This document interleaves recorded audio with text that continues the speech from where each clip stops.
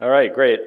So last time I sort of started illustrating the IBP method with a very simple example, which was a massive tadpole. That is, it was just a vacuum graph with an internal mass m. And we saw how you could derive using IBPs a relation between the integrals at different values of nu. And now we're going to do a slightly more complicated example where we have two propagators. And so this is this external momentum k squared is non-zero, but now the propagators are just massless. And before I go on, were there any questions from last time that anybody wants to ask? It was almost a day and a half ago now. Okay, so we're going to apply the same technique that we did here, which is that we get an integral. We set to zero the total derivative of some integral, and we choose to put a p mu in the numerator and take the derivative with respect to the one loop momentum we have, which I'm calling p. And then we apply that to the denominator we're interested in and put a p mu in the numerator. So we have these two propagators here, and then all we have to do is carry out this derivative and identify the various terms. So we get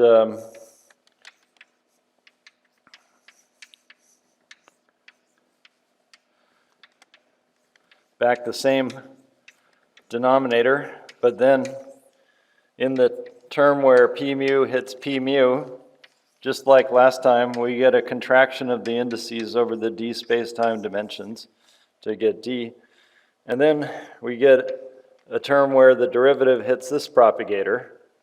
And when you do that, you end up lowering, this nu becomes a nu plus 1. In other words, you get a p plus k squared here, and you get a new 1 in front. And then you get a factor of 2p plus k, and then it gets dotted back into p again. So we get a 2p, p plus k in here, and then, but then the derivative can also hit here, and then we get a nu 2 and a 1 over p squared. And then we get a 2p dot p.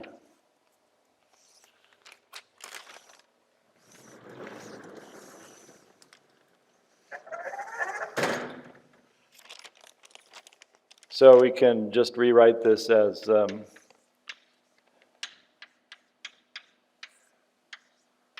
same thing as before, d minus nu 1 minus 2 nu 2 minus, we need to rewrite this quantity here in terms of inverse propagators. And in this case, we can do it completely up to a constant term, which is k squared.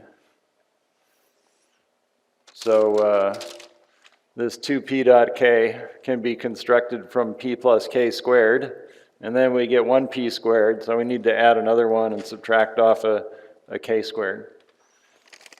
So when we do that, we end up getting a p squared term over p plus k squared that comes from this term. And the p plus k squared went over here. And then this one was already there from minus 2 nu 2. And then there's the k squared term left over.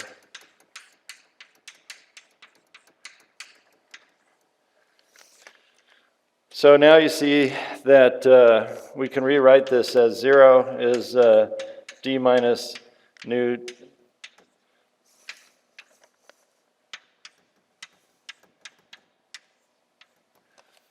So 1 plus means that this k squared here, p plus k squared, multiplies the p plus k squared to the new 1 that was already there and raises new 1 by 1 unit. And over here we have a new 2. And because p squared was in the numerator, we lowered new 2 by 1 unit.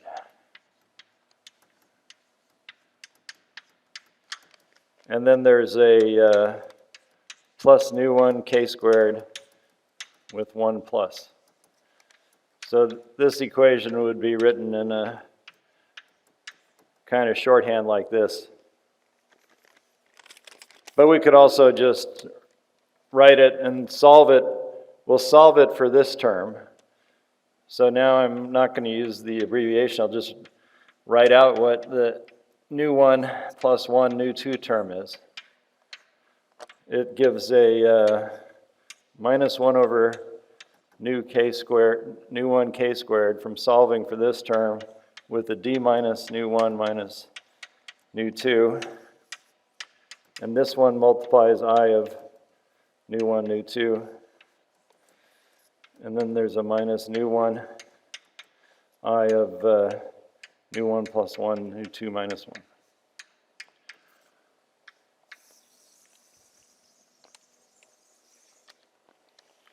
Was that sort of clear how I got this? You just, in this case, every term that you see when you do the derivative is related to propagators or constant factors. And so they just shift the new 1 and new 2's around in a way that can be written this way or solved this way. So now we can make a plot of what this equation looks like in the new 1, new 2 plane. If we have a integral at new 1 plus 1, new 2, over here we can use this equation to lower new 1 by 1 unit to go to this point, new 1, new 2. Or we can lower new 2 by 1 unit to go to this point. So our goal is to, if we happen to have these integrals present with large powers of new 1 and new 2, our goal is to reduce them down to lower values. So we can do an ordering of the integrals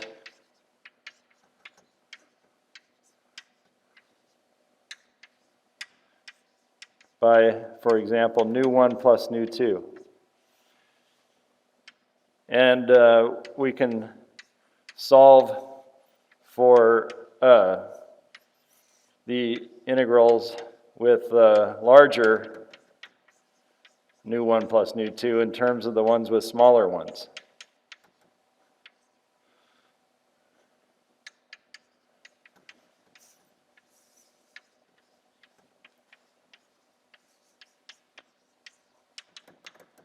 So that's what this equation does. We can keep applying it repeatedly to go down, and eventually we'll either hit this or we'll hit these boundaries. Now, what are these boundaries? The main integral here is this propagator with new 1 and new 2 here. But if we hit this boundary, that means new 1 goes to 0, and we get an integral like this. And this is called a massless tadpole because it's the integral ddp of over p squared to the new 2. And this has no external momentum involved in it at all. It only depends on the loop momentum integration. And so there's nothing it can be a function of. And so we just set it to 0. So this is called a zero scale integral. And in dimensional regularization, these always get set to 0. So all these boundaries are 0. And down here on the bottom, when we set new 2 to 0, we get the tadpole drawn the other way, where we canceled the new 2 propagator and we have this one with a new 1 on it, but it's essentially the same integral. It looks slightly different because it has a p plus k squared in it, but you can shift the momentum by p goes to p minus k, and then it looks exactly like the other integral. So these are all 0 too. So we have a space of integrals in here, and the IBP relations either take us down to this point. See, what happens is when you hit nu 1 equals 1, you can't use this equation anymore, because to reduce nu 1 equals 1, you would need to take I with this one equal to 1 and this nu 1 equal to 0, and then it doesn't work. It's not in there. So you can't go past 1 this way. You can hit some boundaries using the other direction. You can also use this equation with nu 1 and nu 2 exchanged to lower nu 2 if you need to. So you get a situation where everything more or less gets driven into this one master integral. And boundaries that in this case happen to be 0.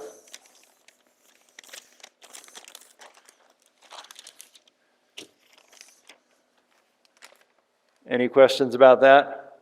Otherwise, we'll go on to a little more realistic. Yeah. You can arrive to the master integral in different paths, not in general.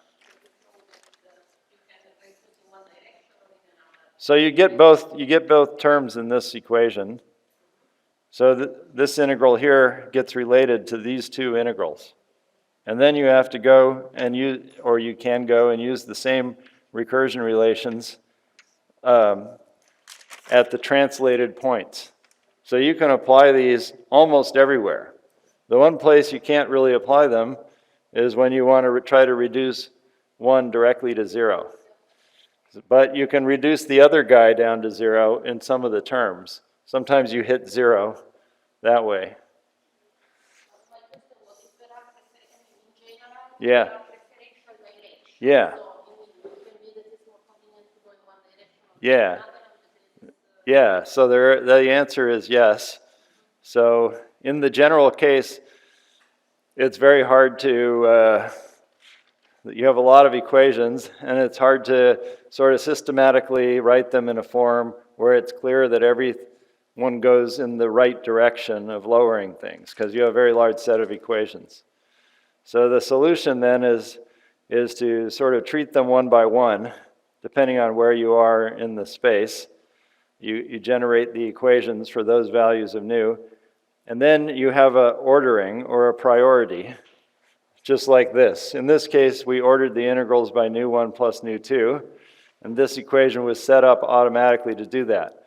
In other cases, you get a lot of these equations, but you can always put some grading on the integrals, and it will be something like the sum of the nu i's that you want to minimize that.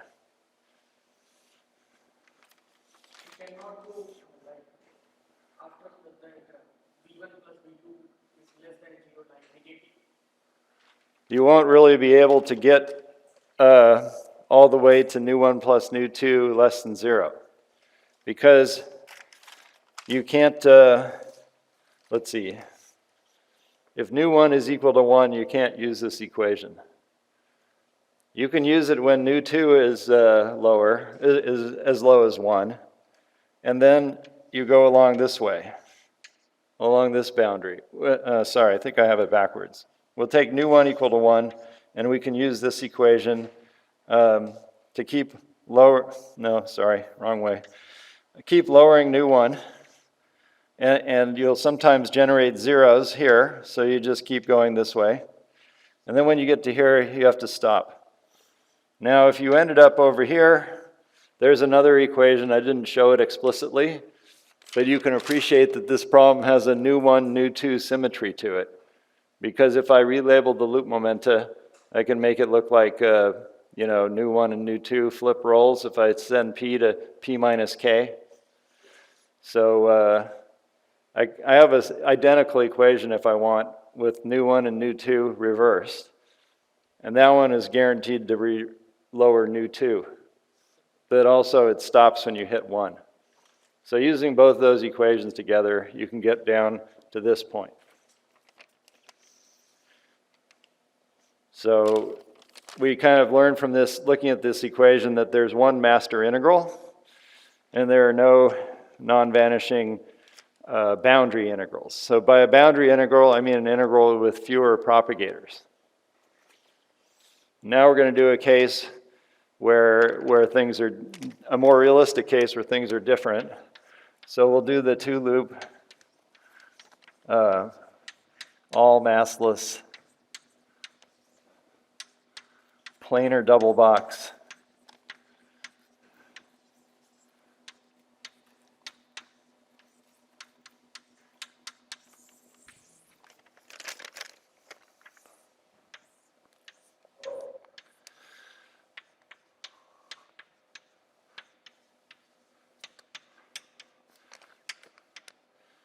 So we usually label the loop momenta P and Q, but we also just label the propagators. And there are 7 propagators in this problem.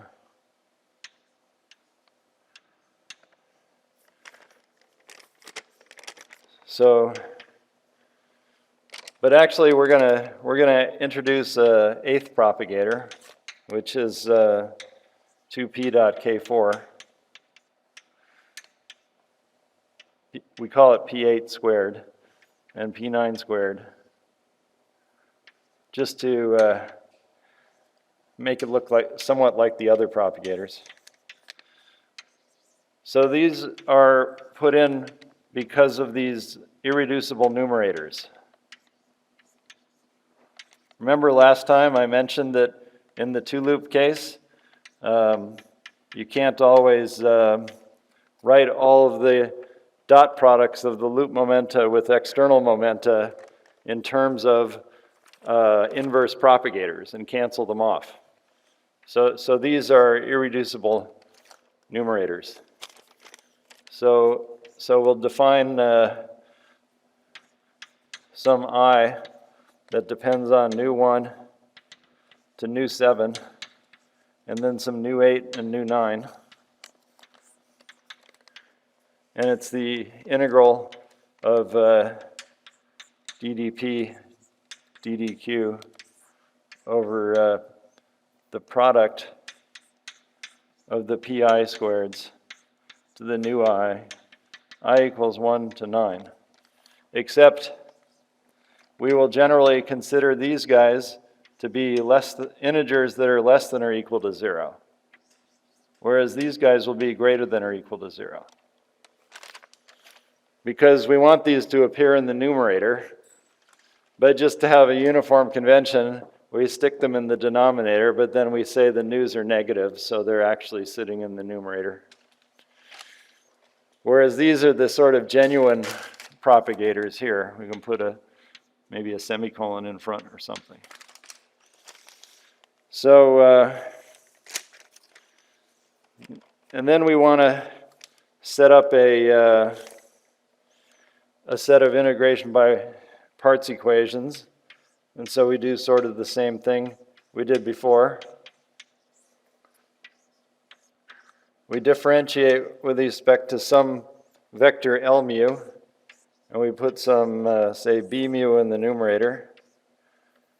And then we put this same denominator factor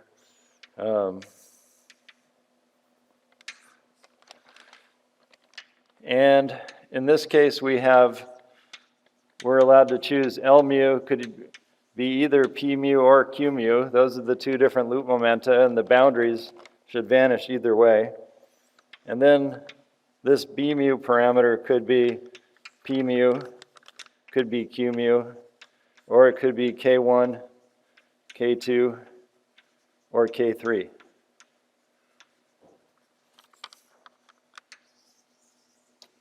So there's sort of 2 times, it's not K4 because that's just by momentum conservation, the negative of K1, K2, and K3. So there's 10 equations at each point. Now these equations are not all independent, but it's not always obvious how many independent ones there are.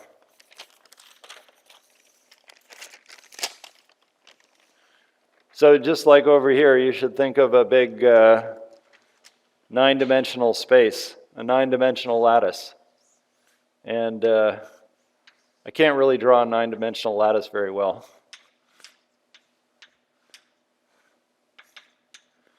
But you have all these lines going through it, and you have integrals sitting in these points. And after you go through the same kind of algebra that we did over here, it's very straightforward to automate this. It's been done in many commercially available programs. You get equations, and each equation at each point has a set of, is a sum over a bunch of terms, which I think of as like vectors in this lattice that move you from one lattice point to another. And then you can either try to solve the equations analytically, and that's what was done in the old days, where you have a mental priority of integrals in mind, and you solve them trying to get rid of the ones that you don't want, that are higher up somehow, in terms of lower ones. Or the idea of Stefano Laporta was, Laporta said the computer can go through and start enumerating these equations for specific values of these new i's, as long as you feed it a priority, an ordering. You say which ones you want it to eliminate in terms of which other ones. And in this case, you have ones that are appearing in the true denominator, the new 1 to new 7s, and then these guys that have negative indices. But you want to order things so that they both get squeezed towards 0. So you want to lower something like the sum of the new i's from I equals 1 to 7 minus new 8 minus new 9. So these guys are negative, so you want to lower the negatives of them. Okay, so these equations are too complicated. Well, they can, some of the time, maybe this one could be written down, but they're generally very complicated, and you just let the computer enumerate them and then try to solve them.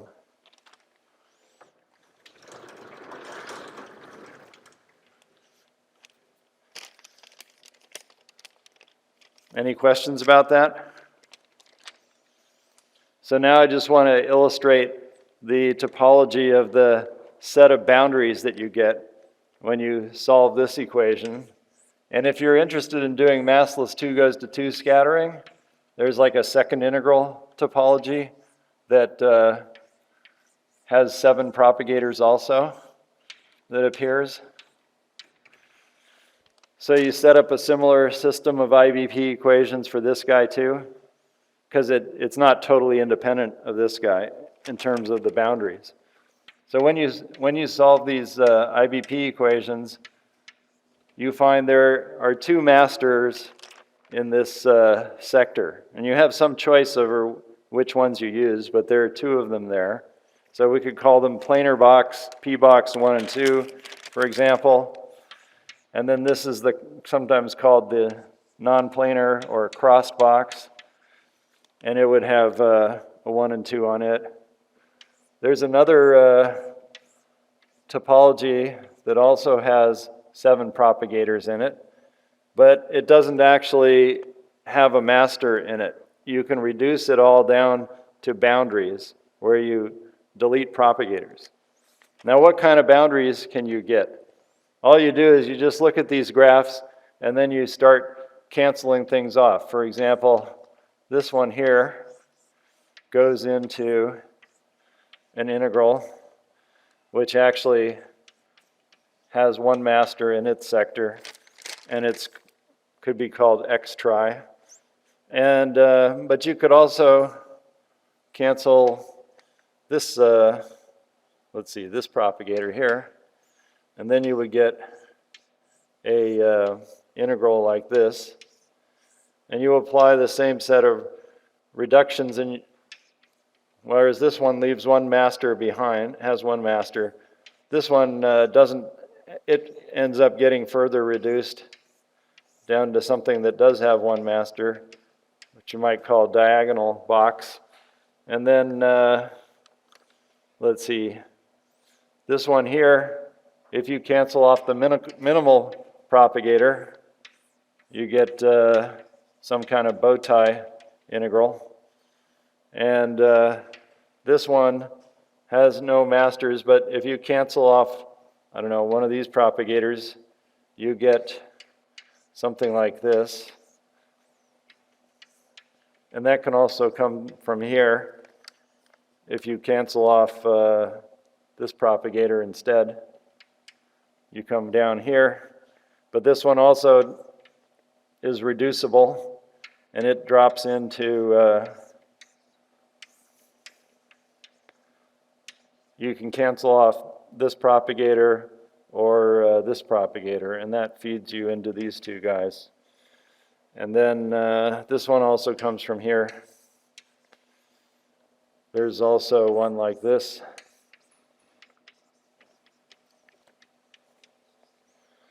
And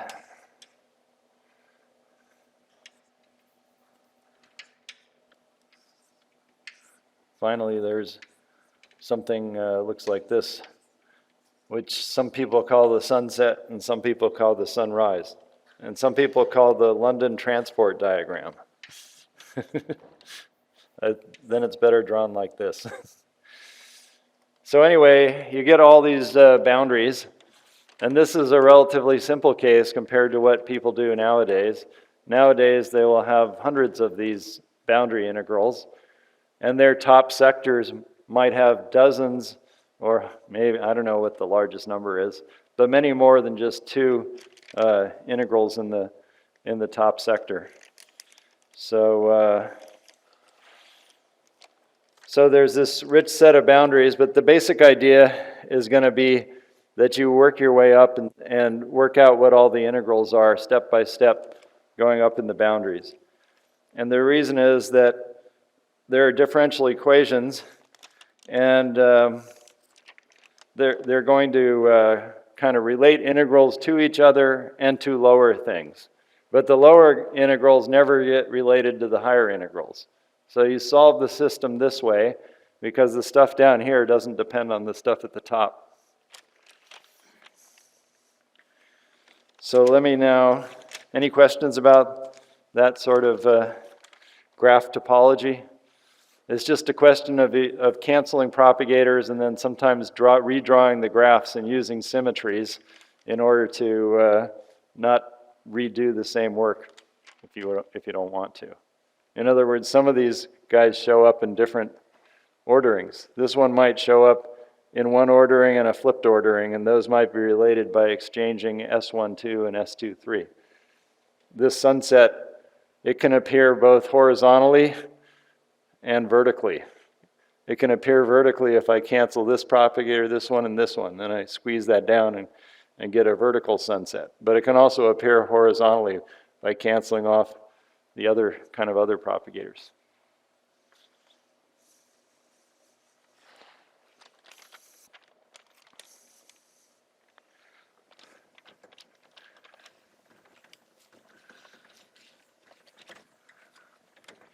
So a convenient, one way to derive differential equations goes through the Schwinger parametric form of two-loop integrals.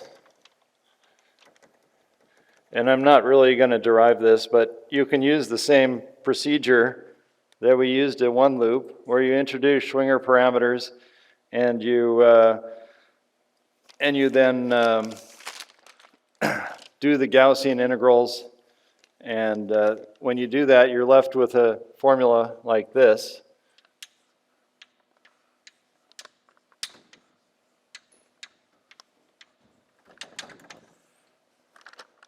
It's also called the Zemancic representation. And it involves two Zemansic polynomials in the Schwinger parameters, which are called delta is the first Zemansic polynomial, and that depends only on the TIs.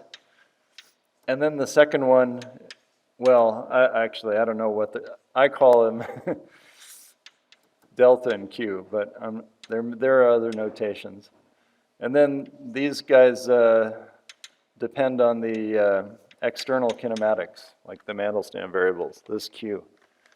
So the result is that I of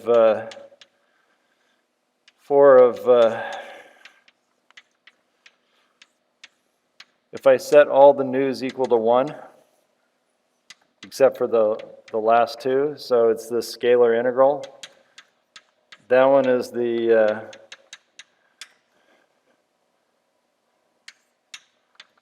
integral over the 7 Schwinger parameters of delta of Ti to the minus d over 2. This minus d over 2 is characteristic of doing the Gaussian integral in d dimensions. But there's also a term from shifting the external, diagonalizing the quadratic form, which gives you extra parametric dependence and gives you this second Zemansic polynomial. So the delta does not depend on the external momenta, and it can be read off of a vacuum graph.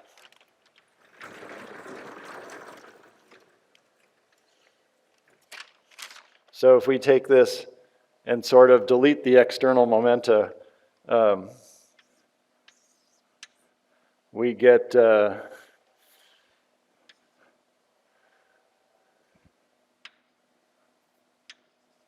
Schwinger parameter here becomes 3 plus 4 plus 5, and this one becomes 7 plus 1 plus 2. And you always get something which is symmetric in the vacuum parameters. So where, say, T1 is little t, 3 plus T4 plus T5. T2 is T7 plus T1 plus T2. And T3 is equal to T6. So that's what this delta is. And then Q has a minus S, where S is S12.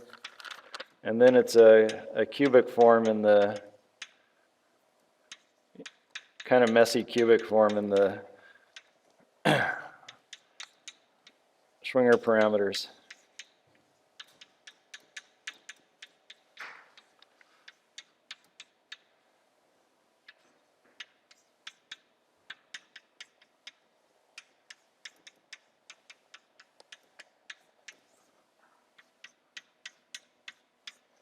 Fortunately, its dependence on T, which is S23, is pretty simple.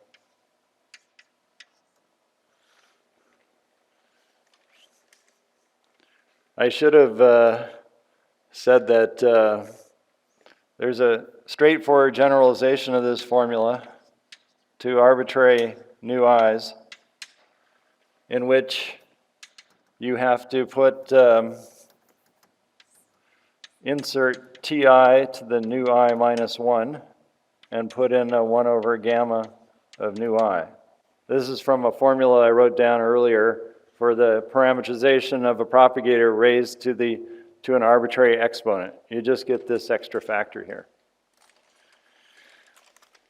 So now what we want to do is we want to take the derivative of this Schwinger parametrized form of the integral, in the case that everything's 1, the scalar integral, with respect to t. And the only place t appears is inside Q, here. So we use the chain rule, and we differentiate the exponential, which is going to give us a 1 over delta. That's actually going to shift the dimension up by 2 units and give us something like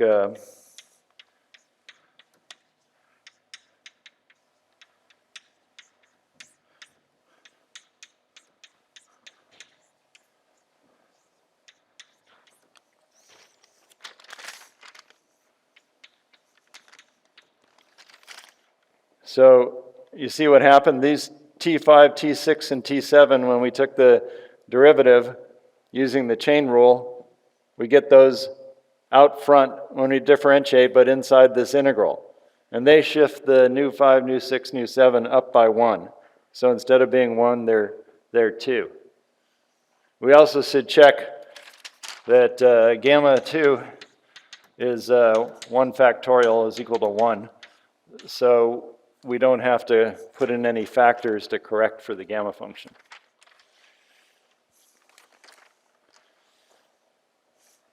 And I shifted the dimension up by 2 to take into account this extra 1 over delta, which shifts this delta power from minus d over 2 to minus d over 2 minus 1. If we get a 1 over delta, that gives you a delta to the minus d plus 2 over 2. So I shifted the dimension from the one I'm interested in up to 6.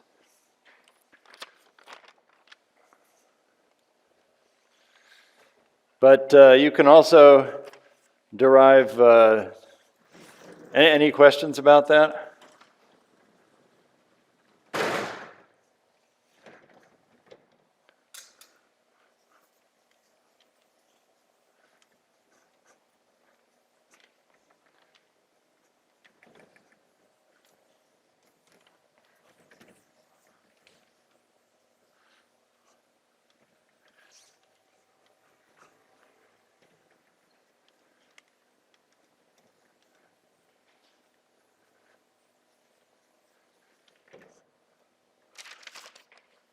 So you also need to be able to shift the dimension.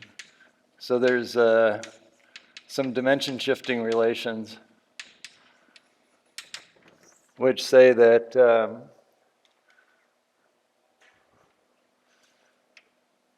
basically come from writing delta 1 equals delta over delta inside this integral. And then over here, you put in, I'm just writing T3, 4, 5 as the sum of T3 plus 4 plus 5 to save time.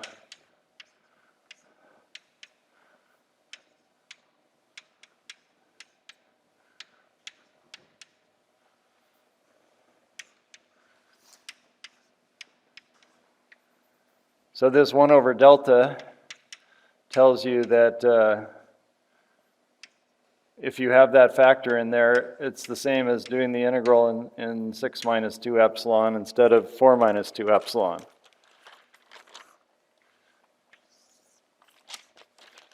But then you can get this integral in d equals 6 minus 2 epsilon with these parameters inserted in the numerator.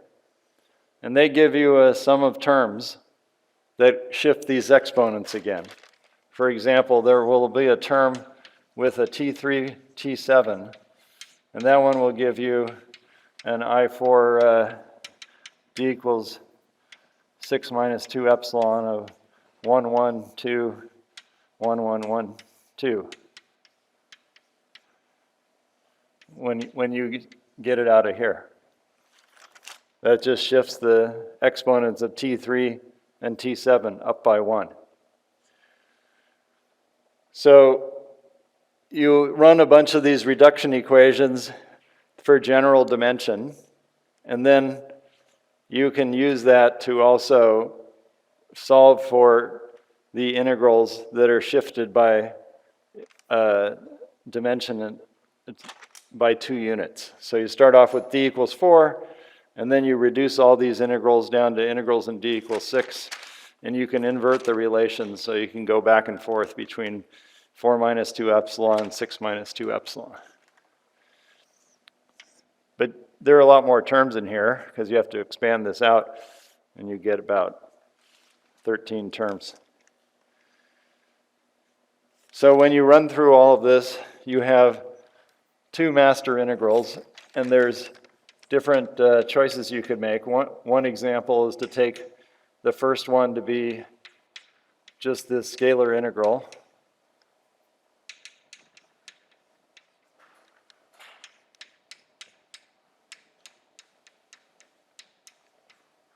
And then a second one might be take the same integral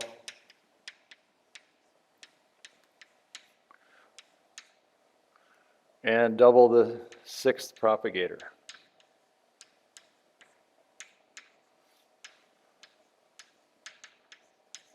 Kind of a symmetric thing to do. So, and then you need to work out the derivative with respect to t of the second guy. We just discussed what you do for the first one. And the second one, you get a minus 2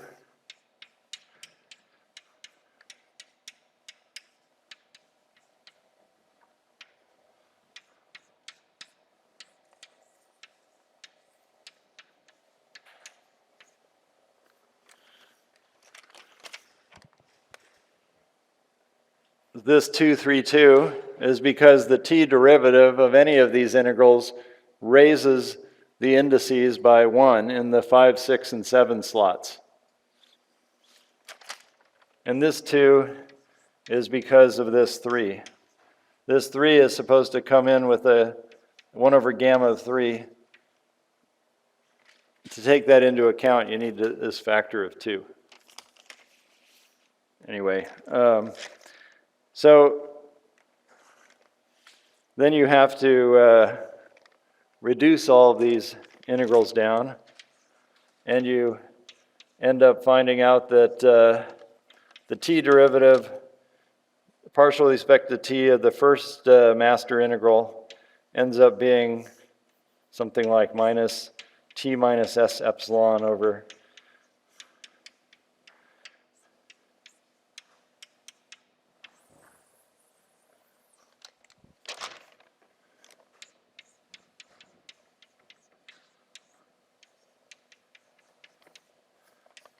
It's not very pretty.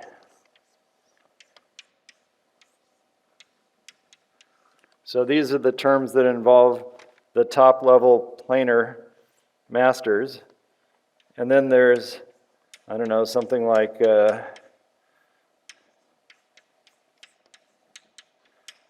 I'm writing it in terms of epsilon instead of d because at the end of the day you want to expand in the limit epsilon goes to 0.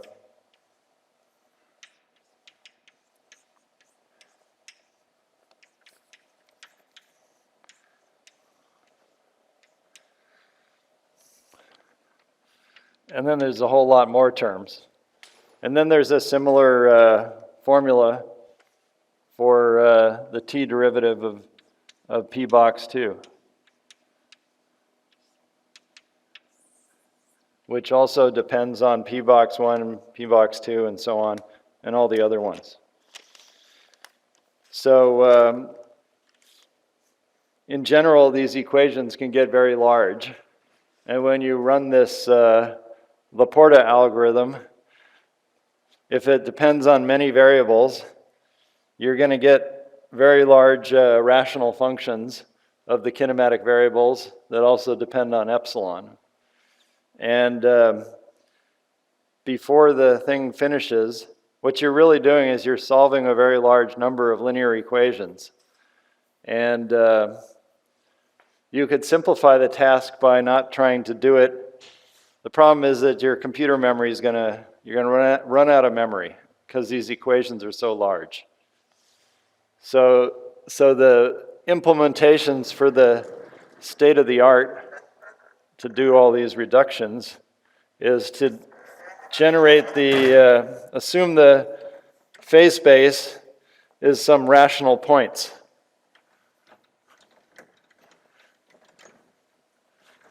So you can take S and T and epsilon to belong to the rational numbers. And then all these coefficients will just be rational numbers. So they won't be that huge. But actually, they'll still be that huge because there's a very large number of linear equations. And when you start, even if they're over the rational numbers in intermediate steps, you get extremely large rational numbers, even if the final answers are not very big. So a second step is to actually map them into a finite field.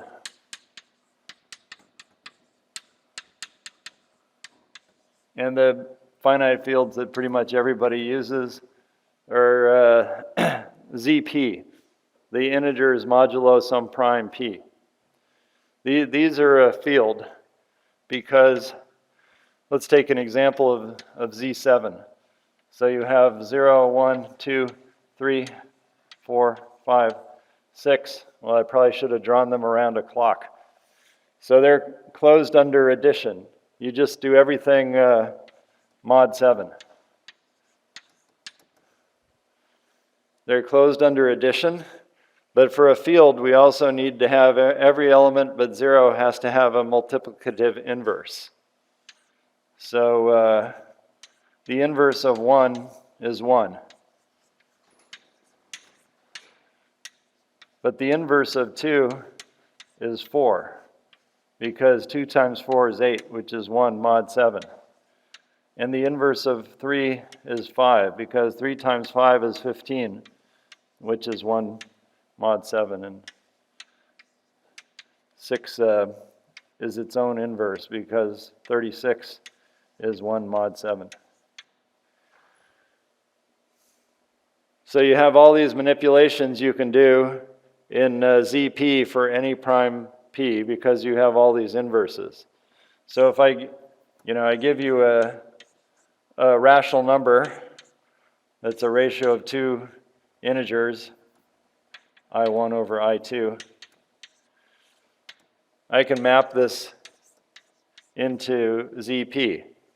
I just find the inverse of it and replace 1 over I2 with a element of the mod P integers, and then I multiply it by I1, and that gives me some integer mod P that belongs to ZP.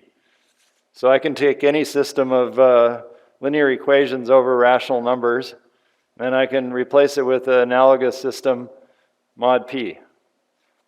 The advantage of doing that is that when I solve it systematically, I never get any large rational numbers, because the largest they can ever be is mod P.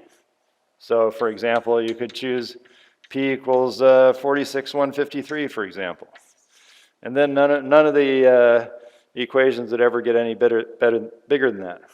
The problem is, at the end of the day, you want the rational number solution, and you have solutions modulo this prime. And there could be an ambiguity in which rational numbers reconstruct this. So you could choose a bigger prime, or you could do multiple primes. So you could pick a whole bunch of primes, and then there's a sort of reconstruction theorem that says that if you have 2 different primes, the effective size of your single prime is approximately P1 times P2. So doing that, you can map all of these. You can effectively be working with very large primes by rerunning the algorithm for different primes. And so that's what's done in practice.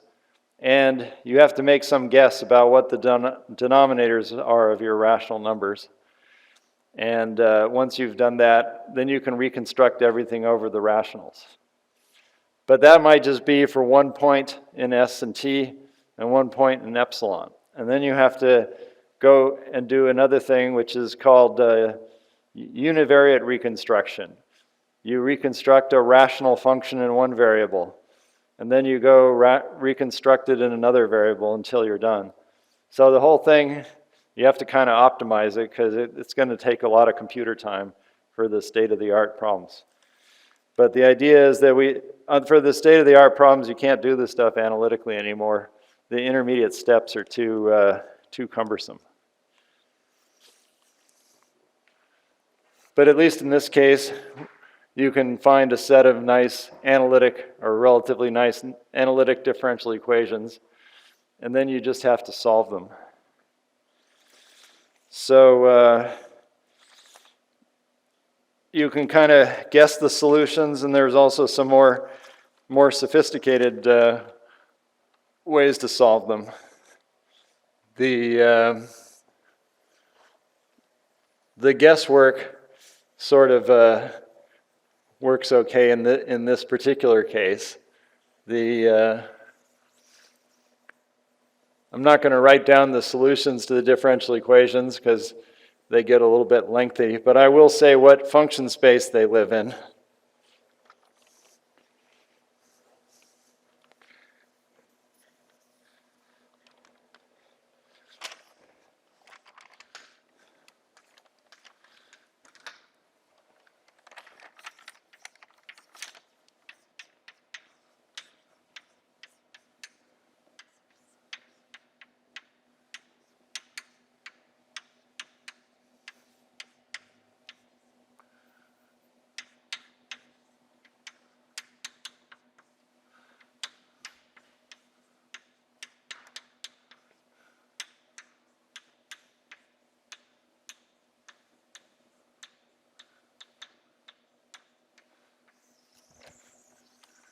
So there are functions called harmonic polylogs.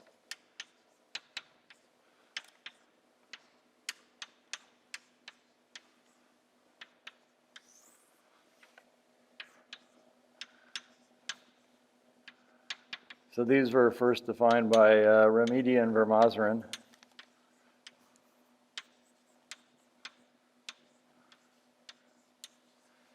And there's a generalization of them. Well, there's a few generalizations, but maybe the most general one is from Goncharov. And they can, or HPLs. And they defined HPLs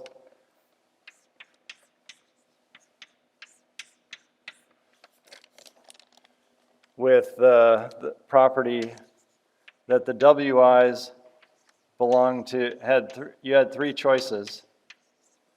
And in this problem, we don't need these guys.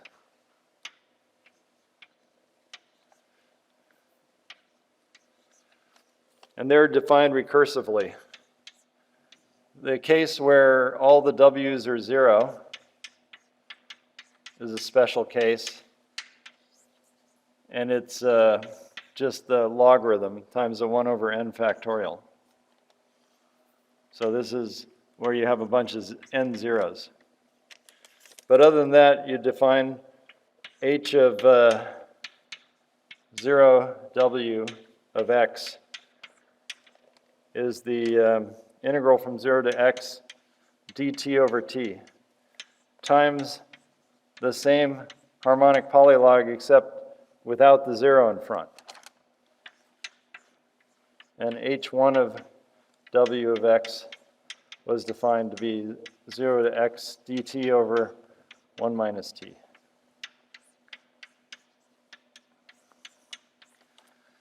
Oh, I'm sorry, this is t.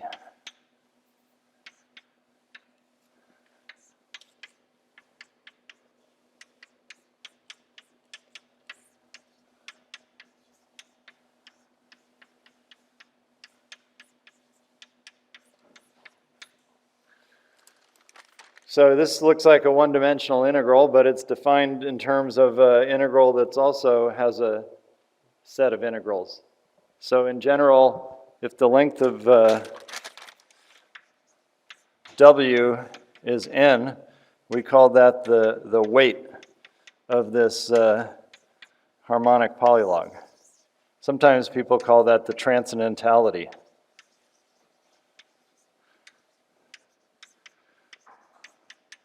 But not around David Broadhurst, who doesn't like that word. So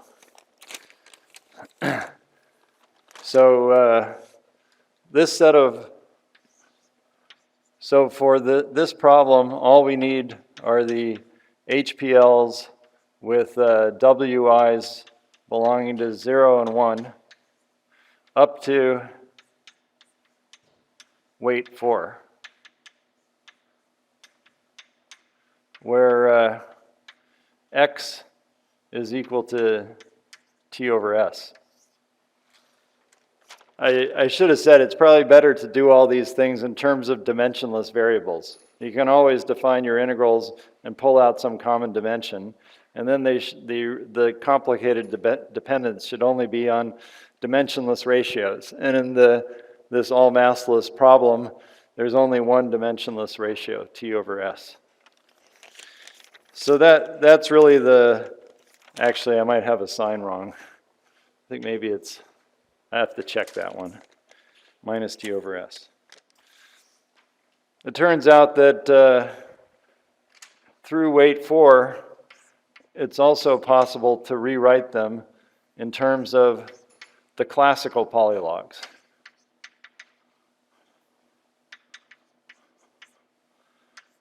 These are functions called LINs, and they're defined by LIN of x is the integral 0 to x dt over t Li n minus 1 of t. But Li1 of x is minus log of 1 minus x, which is an integral of a dt over 1 minus t. So there are a bunch of identities that up through weight 4 allow you to write everything in terms of these Li1 to Li4s of different arguments. In this case, x, it won't always be this x. It might be 1 minus x or 1 over 1 minus x or something like that. But you can use classical polylogs until weight 4, but not after that. So these harmonic polylogs are a more general function space. There's an even more general function space that contains the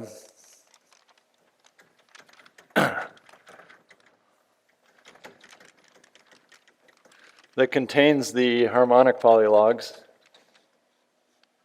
So like the LINs are some subset of HPLs with just zeros and ones. And of course, then it's a subset of that. And then these are a subset of some maybe often called MPLs or G functions.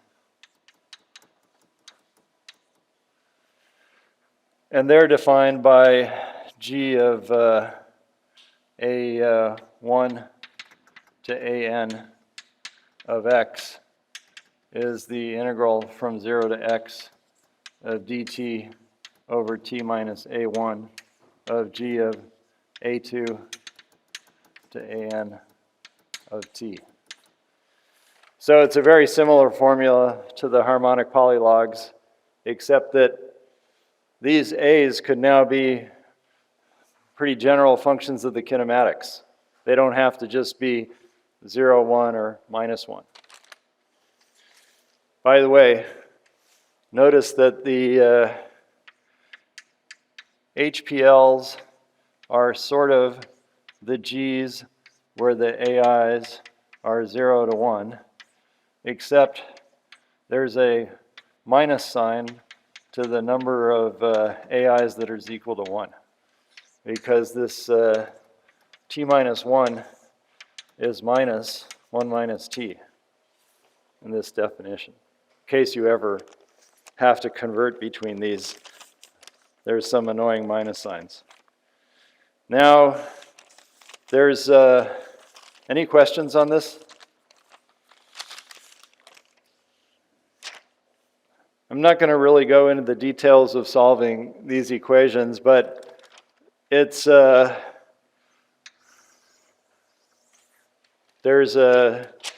you can transform the sets of differential equations to nicer forms.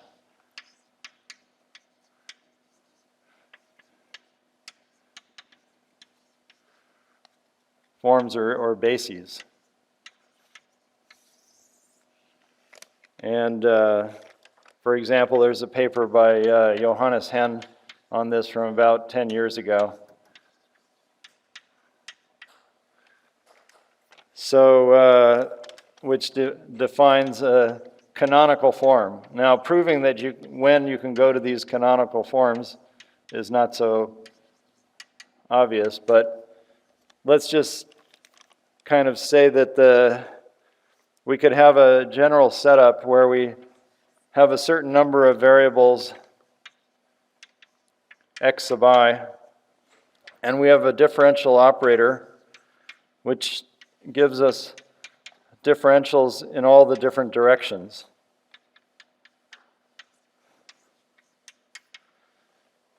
So we're generally dealing with a bunch of first order coupled linear differential equations, which is to say we have some vector of integrals we're interested in, and they also depend on epsilon.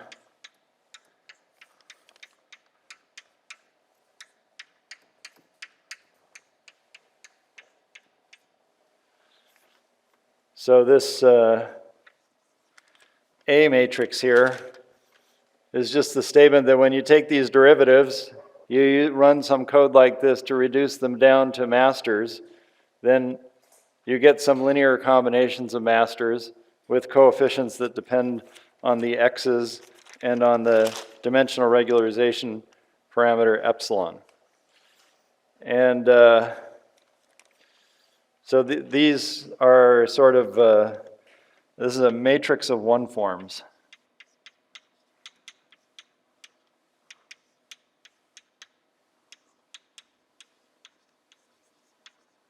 Because these dx, it contains these dxi's. This d has this derivatives in all different directions. So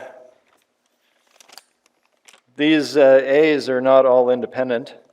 I should also say, well, there's one feature of them is that we can take these i's and we can sort them by the number of propagators, like I've sort of done here. Okay? And then this matrix should have a block triangular structure, because the differential equations for the top level integrals can depend on the lower integrals. They're boundaries.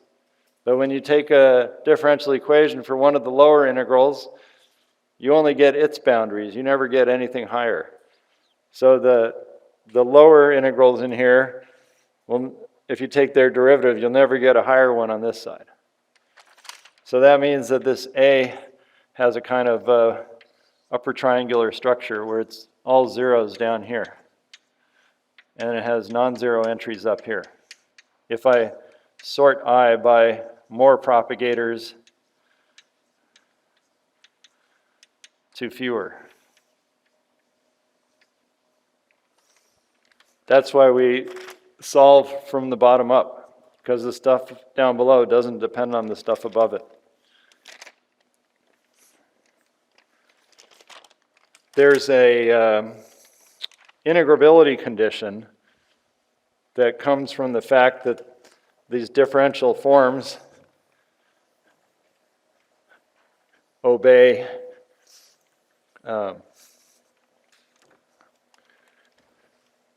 d squared equals 0.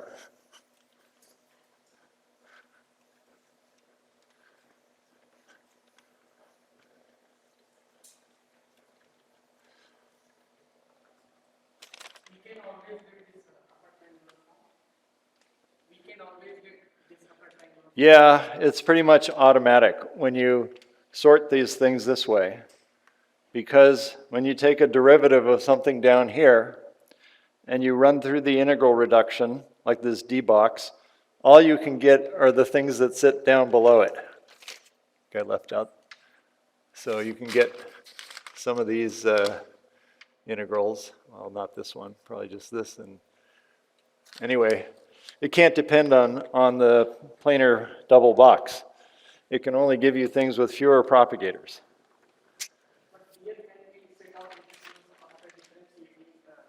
Sorry?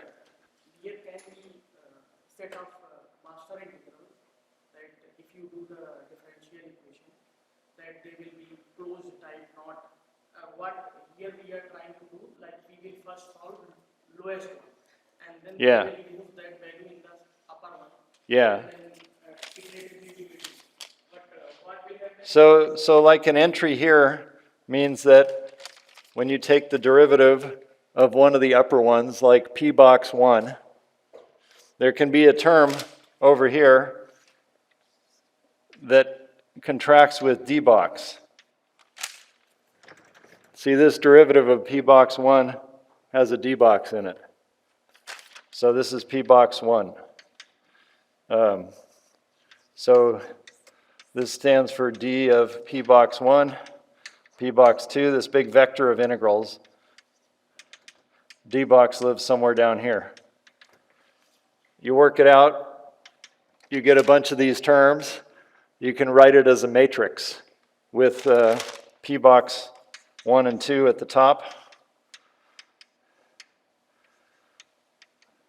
So it's not totally upper triangular, it's block upper triangular.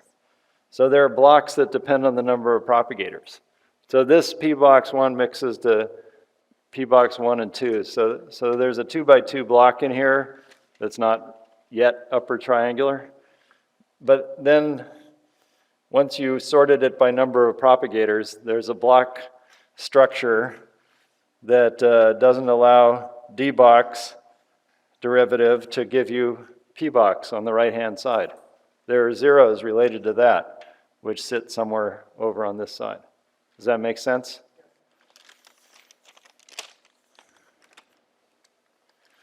So anyway, there's some integrability condition. So kind of as functions, if we take partial derivatives with respect to xi and xj, it should be the same as if we did it with xj and xi. And this is codified by saying that d squared is equal to 0, because d is this differential form that has an anti-commuting, these d's anti-commute with each other, and they give you a negative sign when you switch the xi and xj term. So, so this is 0 is d squared on I, which is d on ai, which is dA when the derivative hits this, the differential hits this. And then there's another term which gives, where the differential hits I and gives another AI, but it has to be kind of anti-commuted past the A. So we get an equation which is, says that dA is minus a wedge A is 0. So this is very similar to what you have in gauge theory, where you have a gauge connection, and this would be the field strength, but it's 0. So we can say that A is a kind of flat connection.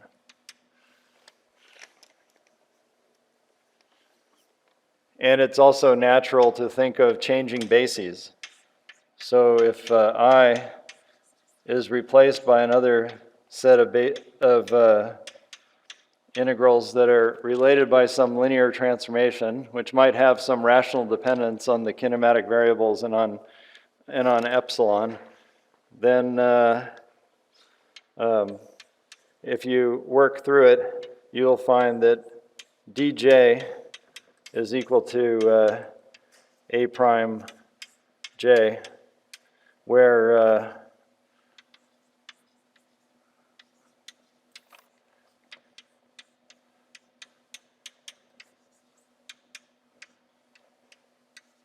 this matrix M ends up conjugating A.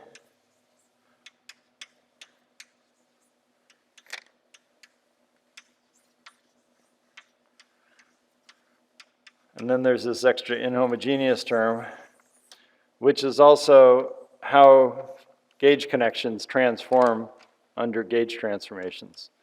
So there's a lot of sort of geometrical things going on in these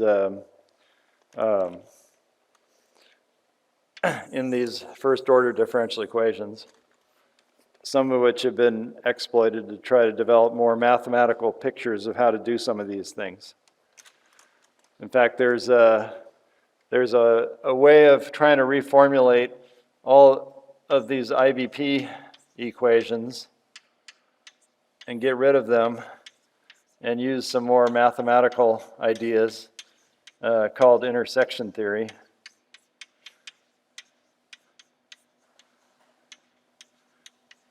And also ideas like twisted cohomology. For example, there's a paper by Mastrolia and Misera.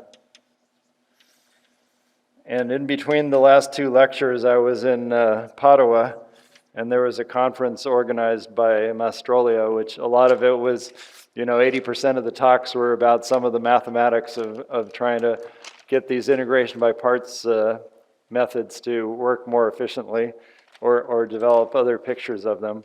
So this is one thing that's on a kind of mathematical ground. I might mention one other thing, which is in the similar vein. When we derived these equations, they were sort of overcomplete. And the question is, are there smaller sets of equations? Why waste your time if you have too many equations? You would like to focus on a smaller set of equations. In particular, when we do Feynman integrals, we never get multiple propagators. Maybe we can find equations that never double up the denominator propagators.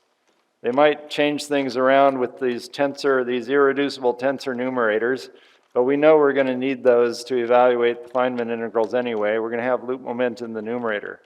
So the question is, can you keep from developing any doubled propagators? And the general idea of that is that if you have a pi squared, and you can remember we had these different vectors Lj, which could be different to the loop momenta. And if you can make sure that the combinations of these B's and these Lj's, that they always generate back things that just involve the propagators, because when you differentiate, you're always going to get one in the denominator. But if they always generate these pi squareds in the numerator, that's a sort of very special set of combinations, then you will never double up the propagators. And this turns out to be a mathematical problem. So this condition was looked at by a while ago first by Gluza, Kaida, and Kossauer. And it leads you into computational algebraic geometry.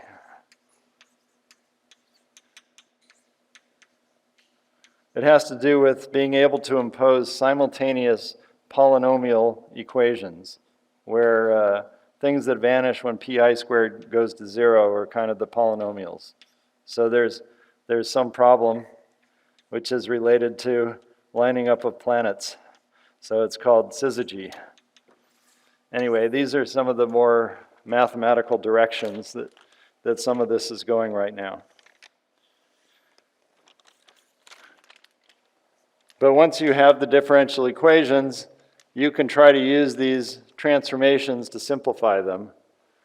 And in many cases, people have found that they can be written in canonical form, which was defined by Hen as the statement that you could find a basis in which they look like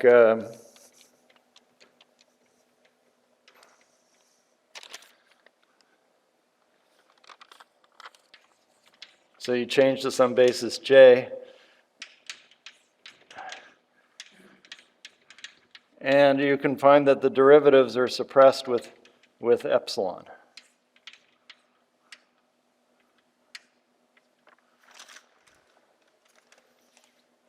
So then these J integrals can be expanded in epsilon.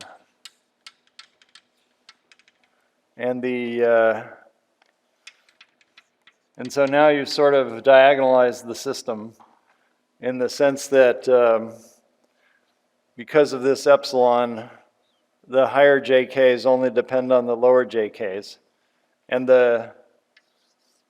if you have it set up right, this K is basically this weight we were talking about before. And so then these, if you can arrange this, then these J's become G functions. And JK might be a G function of weight K. And you systematically get it by integrating up over the previous ones. So when you can get things to this form, then you get multiple polylogs. The fact that the sum goes to infinity is not a problem.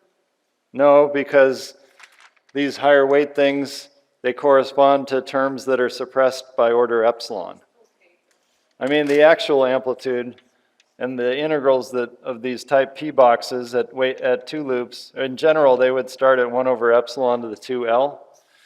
But what you're supposed to do is just kind of redefine them by multiplying by epsilon to the 2L.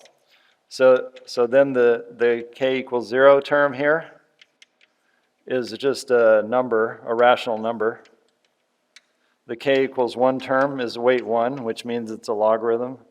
The K equals 2 are dilogs or weight 2 polylogs and so on. And you know you'll never need anything past weight 2L if you're stopping at L loops. Epsilon also have some weight, Does what? like, Epsilon effectively carries a weight.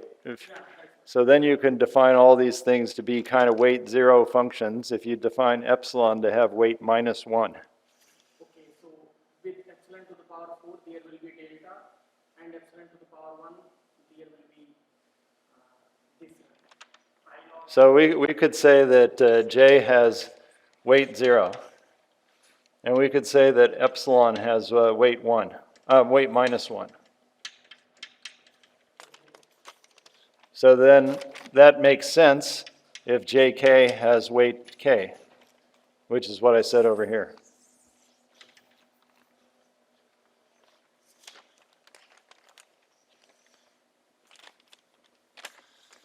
Delta function also can be delta function.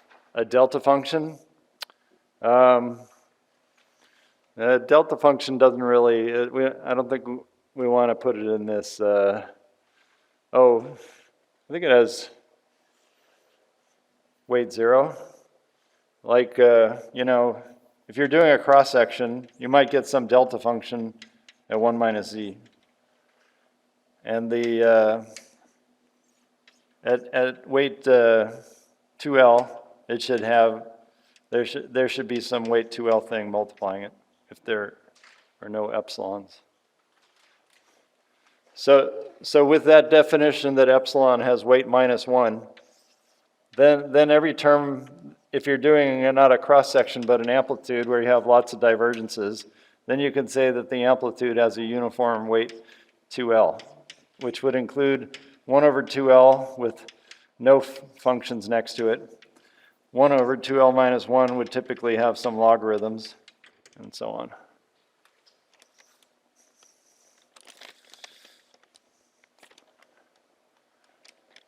And when you get things into this form, then these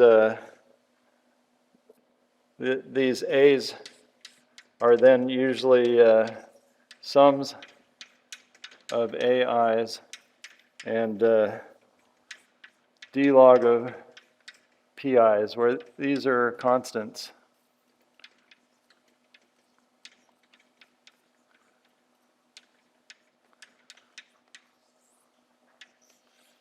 And then the important thing is to know what these quantities are. And depending on your system, anyway, they would be referred to as the symbol alphabet.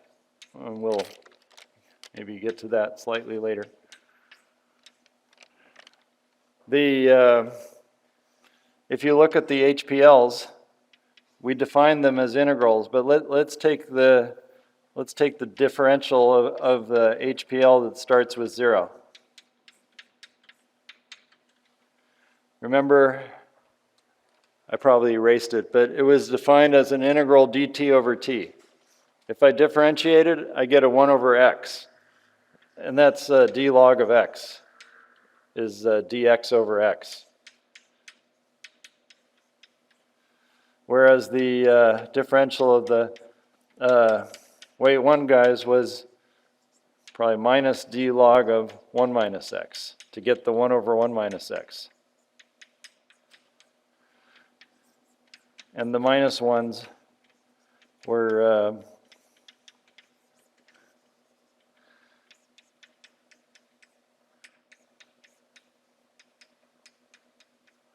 so we have these 3 d logs. So we would say in this case that the symbol alphabet for these harmonic polylogs is something like this.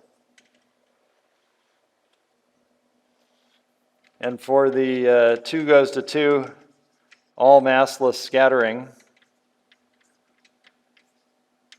we only needed 2 of them, x and 1 minus x. At least at 2 loops. I think it's still true at 3 loops.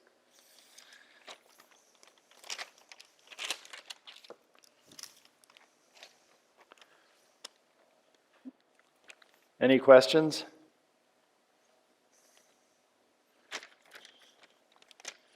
There's actually a somewhat more general class of functions, or another way of defining things that goes beyond these g functions, and it's called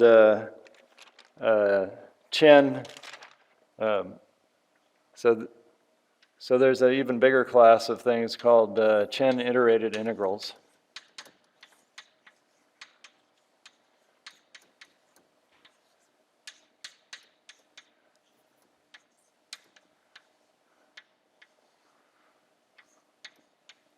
But I'm not going to, just to let you know that sometimes things can be kind of polylogarithmic, but harder to describe with these g functions.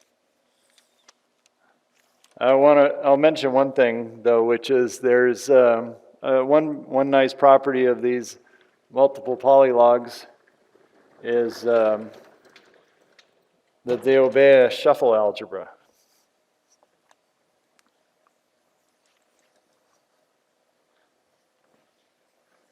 Yep. So if there are any cases in there you can find the GPL with 2 arguments like x, y.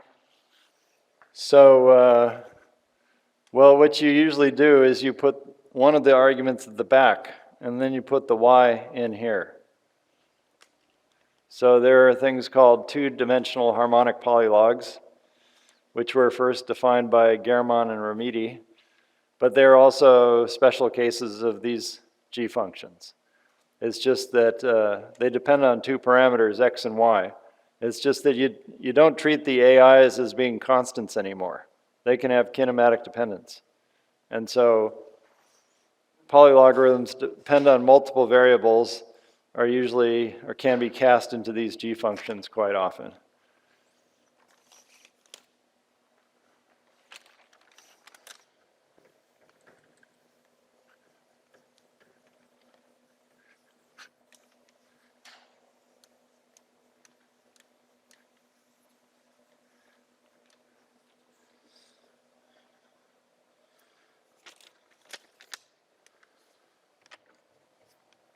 So you notice we have these, so something like h01 of x would be an integral 0 to x dt1 over t1 of an integral of 0 to t1 of dt1 over 1 minus t1. Is that right? Sorry, tt2. And if you exchange these indices, you're kind of reversing, and then do a remapping of the integration region, you can decouple the integrals. So you have like a T1, T2 plane, and if you get, and the original integral is over T2 is less than T1. But then if you flip it around, you can get an integral where you have decoupled the boundaries, and aside from little divergence issues, which you can imagine that you'll factorize the integrals. And the actual statement is the following, which is that HW1 of x, HW2 of x, the product of these two guys, can be written as a sum over HW of x, where you have to sum over W's in the, what we call the shuffle of the two strings. So W1 might be 0, 1, and W2 might be 0, 1. I mean, that would be a weight 4 case, so longer than this. And then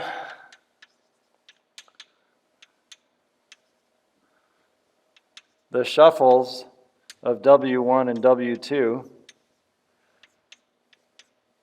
you have to preserve the W1 and W2 orderings, but otherwise sum over everything else.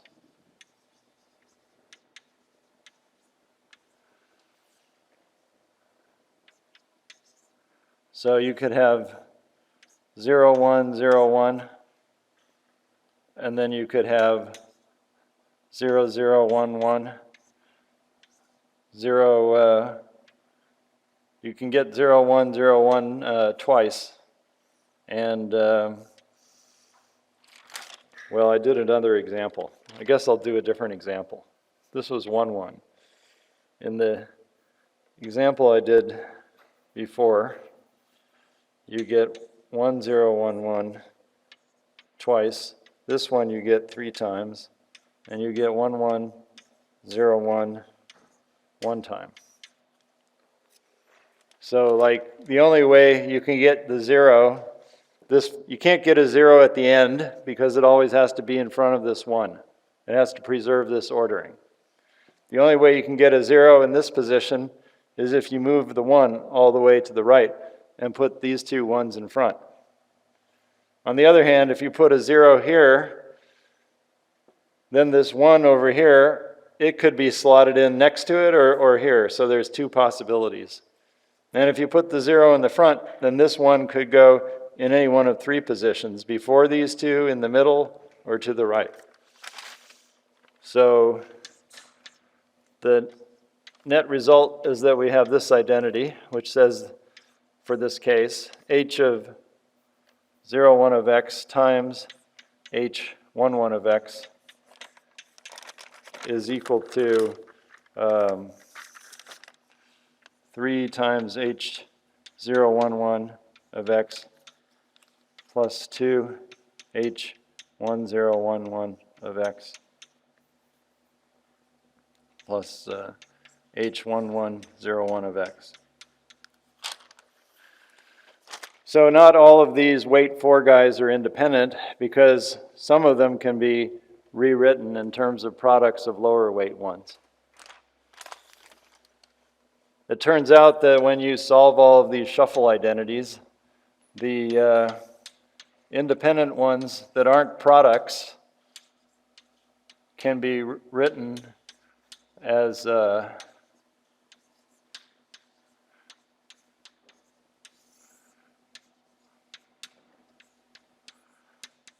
something called a Linden word.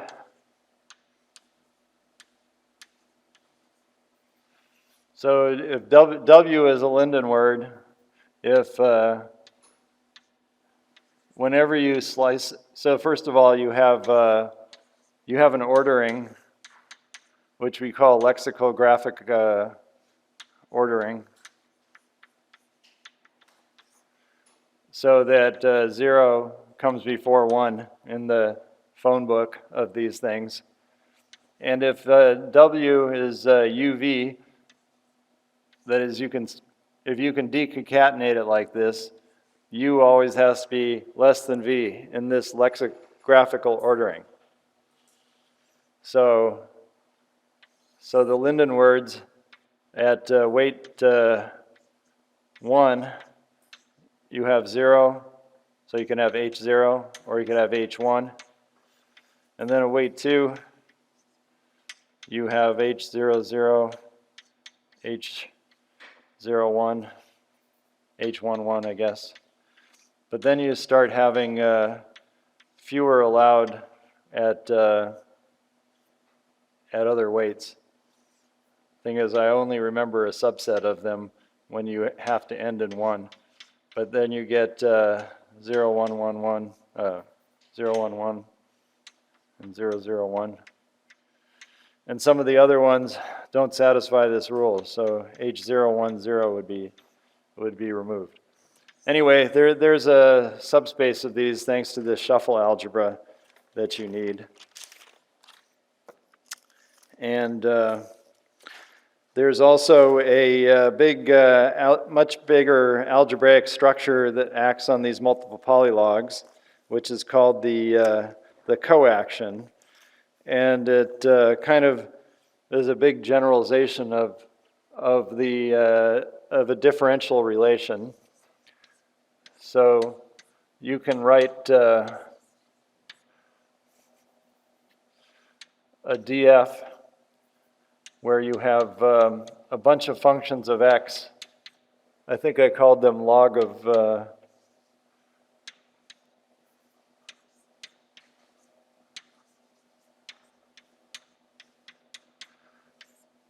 a way of characterizing a system of these integrals is in terms of one of these symbol alphabets. And I sometimes call the symbol alphabet L. And then the elements of it S sub k. And so the statement that the differential of a function can always be written as linear combinations of d logs times things here that have one weight lower. This is another way of characterizing these polylogarithmic spaces. And in the last lecture, I'll work more with this, and we'll define the symbol, which is really just some kind of iteration of this, where you keep applying d to these components here. These things are transcendental functions. When you take this derivative, you get transcendental functions of one lower weight times these d logs. But you can keep iterating this until at the end of the day you get a big tensor of these d logs. And we basically call that the symbol. And it's a nice way of resolving all the identities among these multiple polylogs and sort of specifying some scaffold of the function. It misses a lot of constants, but you can kind of add that information back later. And in the next lecture, I'll talk about a way of bootstrapping amplitudes in n equals 4, which more or less works with the structure of these spaces without asking what integrals are attached to which functions. Any questions for this one? Yeah.